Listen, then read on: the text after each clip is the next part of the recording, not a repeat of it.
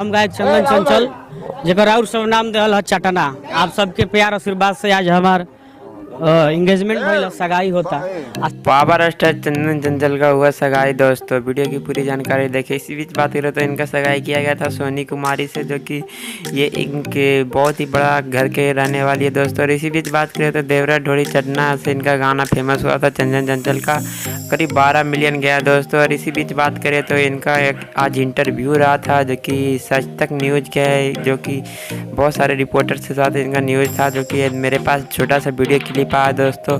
इसी बीच बात करें तो इसमें यही बताया जा रहा है कि इसमें इंटरव्यू के दौरान किन किन लोगों को बुलाया जाने वाले थे चंदन चंचल। तो आइए आप लोग जरूर देखें इस वीडियो क्लिप को दोस्तों। मिलते हैं नेक्स्ट वीडियो में। सभी भैया के हम आमंत्रित कैले रहनी है और सब भैया के हम बोलौले रहनी है, जितना भी हमारे बड़े भैया हैं। और मैं सब भैया से हम छोट बानी, जितना भैया बानी। अब हम नाम धर्म तो लाइन से सब कोई बात बड़े भैया मेरे पवन भैया सिंह भैया का भी मैं इनवाइट किया था, विकी भैया जी को, वो भी अपना आशीर्वाद दिए हैं, भेजे हैं मेरे को आशीर्वाद।